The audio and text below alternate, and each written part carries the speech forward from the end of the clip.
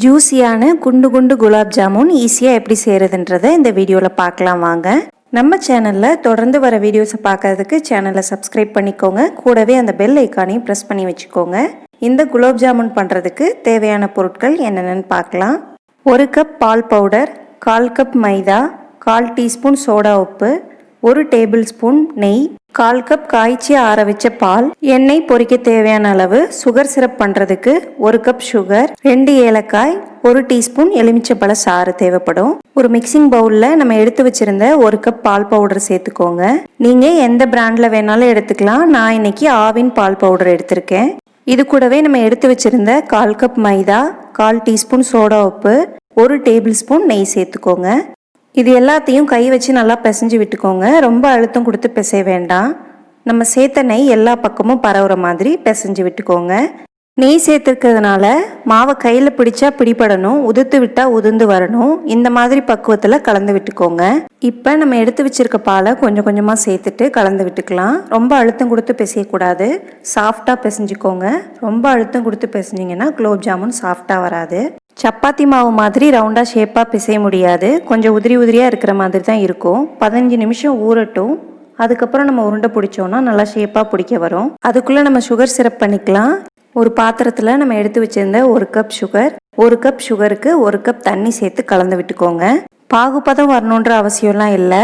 நம்ம சேர்த்த சர்க்கரையெல்லாம் கரைஞ்சதும் 10 நிமிஷம் நல்லா கொதிக்க வச்சுக்கோங்க. லேசாக பிசுபிசுப்பு தன்மை வந்தால் போதும். கடைசியாக வாசனைக்காக 2 ஏலக்காயை தட்டி சேர்த்துக்கோங்க. ஒரே 1 டீஸ்பூன் எலுமிச்சம்பழ சாறு சேர்த்துக்கலாம். ரொம்ப அதிகமாக சேர்த்துற வேண்டாம். கடைசியாக இந்த மாதிரி எலுமிச்சப்பழ சாறு சேர்க்கும் போது நம்ம சேர்த்த சுகர் எல்லாமே கிறிஸ்டல் ஆகாமல் அப்படியே இருக்கும். அதுக்காக தான் எலுமிச்சப்பழ சாறு சேர்க்குறோம். சுகர் சிரப் ரெடி ஆயிடுச்சு. அடுத்ததான் நம்ம ஜாமுன் செஞ்சுக்கலாம். நம்ம ரெடி பண்ணி வச்சிருந்த மாவு 15 நிமிஷம் நல்லா ஊறி ரெடியாக இருக்கு. இதுலேருந்து கொஞ்சம் கொஞ்சமாக மாவு எடுத்து சின்ன சின்ன உருண்டைகளாக உருட்டி எடுத்துக்கோங்க. பாருங்க, கிராக்லாம் எதுவும் இல்லாமல் எவ்வளோ சூப்பராக வந்திருக்குன்னு. குலோப் ஜாமுன் பண்ணும்போது நம்ம கவனிக்க வேண்டிய ஒரே விஷயம், மாவை ரொம்ப அழுத்தம் கொடுத்து பிசையக்கூடாது.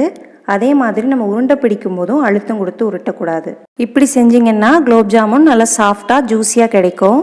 உருண்டை பிடிக்கும் போது கையில் ஒட்டுற மாதிரி இருந்துச்சுன்னா கொஞ்சமாக நெய் தடவிட்டு உருட்டிக்கோங்க. அப்போ ஈஸியாக உருண்டை பிடிக்க வரும். இப்போ எல்லா மாவையும் உருட்டி எடுத்தாச்சு. எண்ணெயில் போட்டு பொரிச்சு எடுக்க வேண்டியது தான்.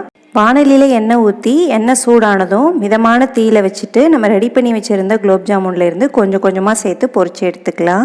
எண்ணெய் மிதமான தீயில இருக்கணும். அப்போ தான் குலோப் ஜாமுன் நல்லா ஈவனாக செவந்து வரும். எண்ணெய் அதிகமான தீயில இருந்துச்சுன்னா வெளியில் சீக்கிரமாக செவந்துடும், உள்ளே சரியாக வேகாது. அதோடு இல்லாமல் ஜாமுனில் வெடிப்பு வர்றதுக்கும் சான்சஸ் இருக்குது. அதனால் மிதமான தீயிலே வச்சு பொரிச்சு எடுத்துக்கோங்க. இப்போ நம்ம சேர்த்த சைஸை விட நல்லா ஒப்பி வந்திருக்கு பாருங்கள். கலரும் லைட்டாக சேஞ்ச் ஆகி வந்துட்டுருக்கு. கரண்டி வச்சு ஈவனாக இந்த மாதிரி கலந்து விட்டுட்டே இருங்க. அப்போ தான் ஜாமுன் எல்லா சைட்லேயும் கோல்டன் ப்ரௌனில் கிடைக்கும். இப்படி கலக்காமல் விட்டுட்டிங்கன்னா ஒரு பக்கம் நல்லா செவந்திருக்கும், இன்னொரு பக்கம் வெள்ளையாக இருக்கும். அதனால் லேசாக இந்த மாதிரி கலந்து விட்டுட்டே இருங்க. கடையில் வாங்குகிற ரெடிமேட் மிக்ஸை விட நீங்கள் இந்த மாதிரி பால் பவுடரில் செஞ்சு பாருங்கள். டேஸ்ட்டு சூப்பராக இருக்கும். இப்போ குலோப் ஜாமுன் எல்லாமே குண்டு குண்டாக நல்லா மெரூன் கலரில் செவந்து வந்திருக்கு. இதை வெளியில் எடுத்துக்கலாம்.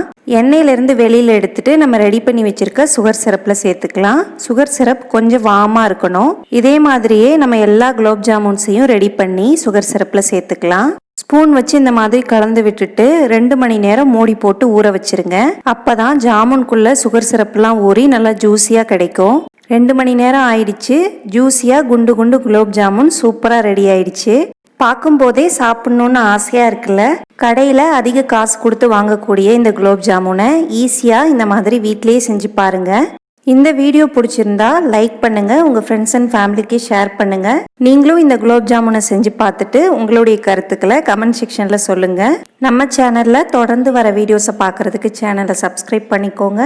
கூடவே அந்த பெல் ஐக்கானையும் ப்ரெஸ் பண்ணி வச்சுக்கோங்க. அப்போ தான் நான் தொடர்ந்து போடுற வீடியோஸ் எல்லாமே உங்களுக்கு அப்டேட்டாக வரும். மீண்டும் இதே மாதிரி ஒரு சூப்பரான வீடியோவில் சந்திக்கலாம். நன்றி.